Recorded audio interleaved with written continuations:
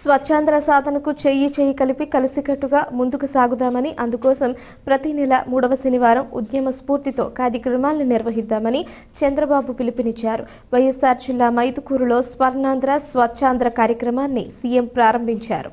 ఆయన మాట్లాడుతూ దేశం పరిశుభ్రంగా ఉండాలని గాంధీజీ తప్పించారు. ప్రధాని మోడీ సారథ్యంలో స్వచ్ఛ భారత్ కార్యక్రమానికి శ్రీకారం చుట్టాం. స్వచ్ఛ భారత్ మిషన్కు 10 మంది ముఖ్యమంత్రులతో కమిటీని ఏర్పాటు చేసి నన్ను కన్వీనర్గా నియమించారు.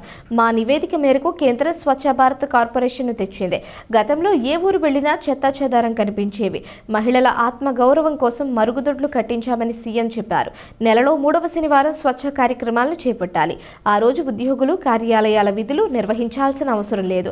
విద్యార్థులు తరగతులకు వెళ్లాల్సిన పని లేదు. పరిశుభ్రత విషయమై మంచి అలవాట్లను అలవర్చుకునేందుకు ప్రతి ఒక్కరూ కృషి చేద్దామని సీఎం అన్నారు. అంతకుముందు మైదుకూరులో చంద్రబాబు సారథ్యంలో స్వచ్ఛాంధ్ర పేరిట భారీ ర్యాలీ నిర్వహించారు. అనంతరం ప్రజలతో సీఎం ప్రతిజ్ఞ చేయించారు. వైకాపా ప్రభుత్వం చేతగానితనం కారణంగా పట్టణాల్లో 85 లక్షల టన్నుల చెత్త పేరుకుపోయింది. అక్టోబర్ 2 నాటికి చెత్త కనిపించరాదని పురపాలక శాఖను ఆదేశించాం. అందుకోసం డ్రోన్లను వినియోగిస్తాం. చెత్త నుంచి సంపదను సృష్టిస్తామని సీఎం వివరించారు.